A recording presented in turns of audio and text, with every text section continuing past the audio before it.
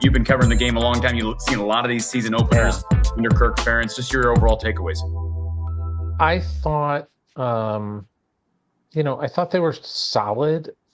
It's easy to get excited about the first couple drives, obviously, and then put those in a bucket. But then they hit that lull, and I'm not sure really what happened. We got a lot of different kind of comments about the run game was interesting, and some of the comments that I asked Cade about it, and then Kirk commented about it afterwards as well.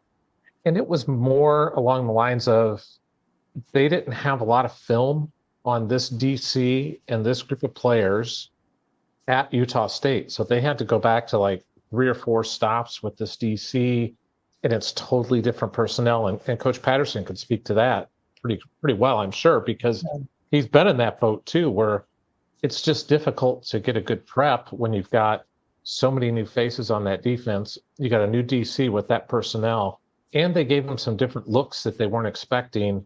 That's one of the things that Cade said to me after the game when he was talking it was just a lot of different looks. So that's maybe why I thought the run game didn't get going. I was impressed with the pass protection, which I think is even more important for them at this stage with Cade coming back from his quad injury. I think they need to protect him, and they did that for the most part today. I think they had one mistake in the game where they let a pass rush come in. But I'm just, I don't know that we learned that this is a great Iowa team. I think we learned it's a good team, but how good, I don't know. We'll find out a lot more, I think, next week. And Don, how much do you agree with that sentiment Tom's kind of relaying from Kirk regarding not having tape? Again, the coaching changes, you mentioned even the play calling changes, but specifically with the defensive coordinator. Yeah, game one is difficult sometimes because if you're dealing with, even if a coordinator's new, you can go back and get video of him at his old school. But even then, what you don't know is how is the new coach going to affect the way the defensive coordinator runs the defense. Obviously, he's got a big say in what you're going to do as a defense.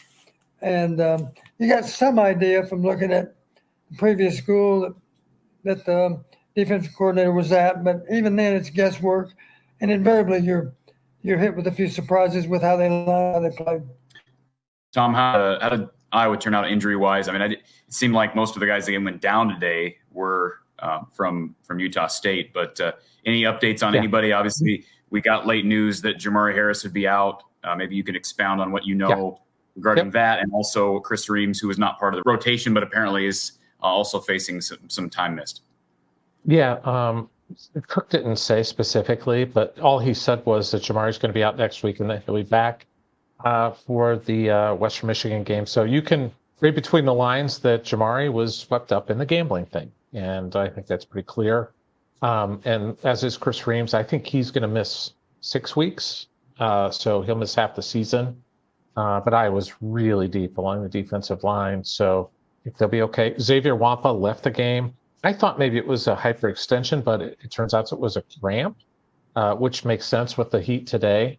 Yeah. And LeSean Williams didn't play in the second half either, and that was also due to a cramping issue. So they were trying to be safe with him, and that's one of the things that they have to really monitor even after the game today is guys who have to get all the fluids in them that they can possibly get into them because they're playing out in that heat, and you just you get dehydrated. Tom, there was a play I believe it was in the second or third quarter where Cade kind of got banged around and came up. You could tell kind of shaking off that right leg. Is there any mention of, was he available for post-game interviews? Yes. Yep. Talked to Cade, and it's he's going to be dicey. It's just it's a guy who's got high tolerance for pain, and he's highly competitive. So Kirk keeps kind of comparing it to Beathard in 2015, and remember that Northwestern game in particular where CJ was out there and he was hobbled. I mean, he looked like me out there, and that's not a good thing. And he just couldn't move. So, but he made it through that game, and they had a bye week the week after that.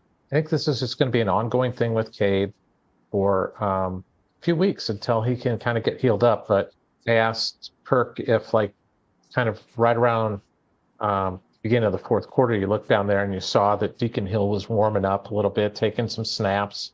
Maybe they were going to go to the bullpen at that point, and Kirk said he never got approached about making a change or insisted on making a change. So I don't think it rose to that level, but Deacon Hill had the helmet on and he was taking snaps from Logan Jones. So I knew they were getting close to perhaps changing the quarterback.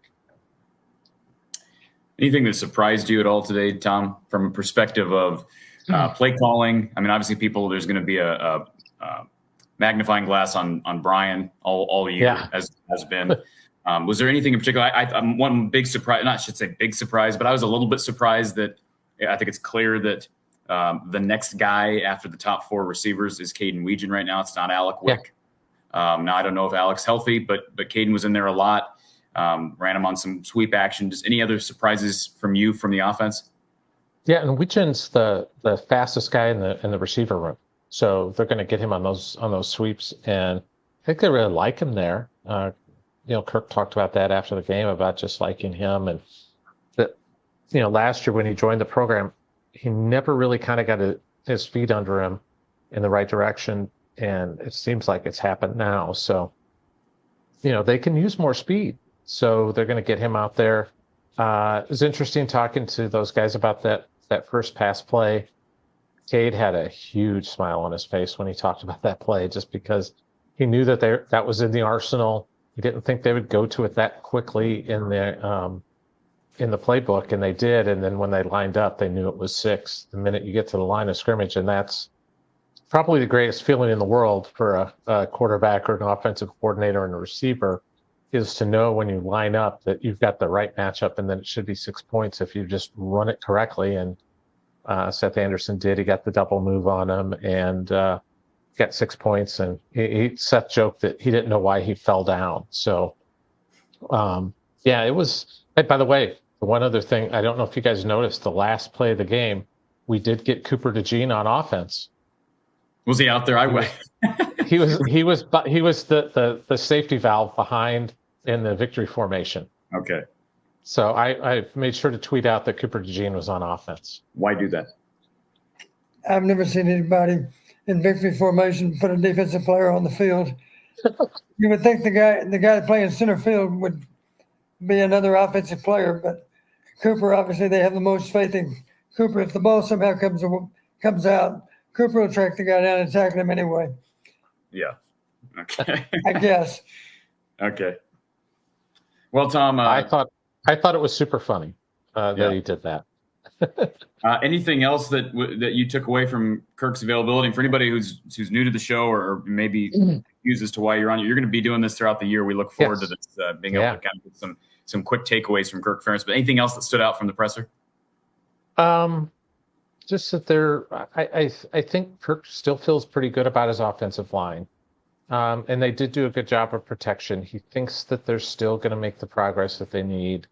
And there won't be an excuse about not knowing what they're going to run in the personnel, because they'll have film on Iowa State and they know exactly what Iowa State likes to do. So next week will be a real test, just every game moving forward. So we'll find out if the offensive line's better. I thought there were times when they did play better.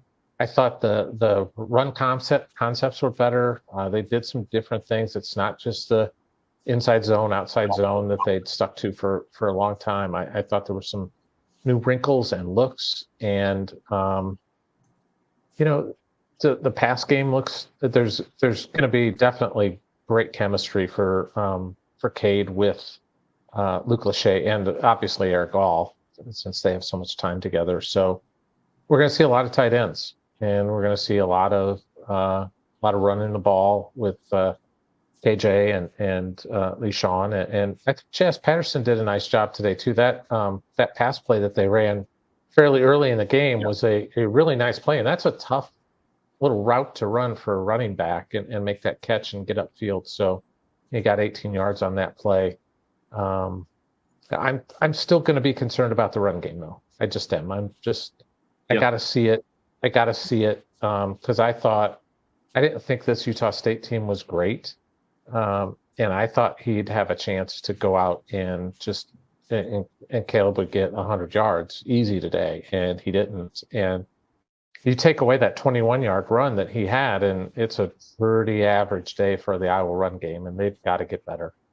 Yeah. And you could argue below average against this. The run, that's what I was saying before you jumped on.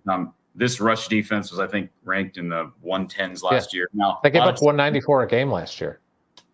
Yeah, that's a concern, regardless of what Kirk says. And hopefully, you know, what you said, and I think we always hear too, and I was sure you probably agree with this, Kirk always doubles down on we're going to see the most improvement from week 1 to week 2. Now, that was not the case last year. I mean, it didn't appear to be the case last year. If we remember how the Cyhawk game went. They scored as many points in the first quarter as they did in the first 2 games last year. So they scored progress, right? They scored as many points in the first 35 seconds as they did in the season opener last year. So think about that. It's crazy. Tom Caker from HawkeyeReport.com. Tom, I know you got lots of got a lot to do coverage here this evening. So is there anything in particular that you would like fans to direct some fans to? I'm sure you have some podcasts here that'll be dropping. You're constantly podcasting. Yeah, actually, I'm gonna get one of Coach Patterson's old pupils, Mr. Chuck Long, is going to be coming on with me tomorrow night. So we'll be breaking things down with Chuck. And folks want to jump on to HawkeyeReport.com. We got one more day of a great sale of 50% off for a yearly subscription. So if people want to take advantage of that, we're going to have a ton of coverage plus the pod with Chuck tomorrow night. Well, Tom, appreciate you jumping on here, and thanks. Look forward to talking to you after Cyhawk game next week. Absolutely.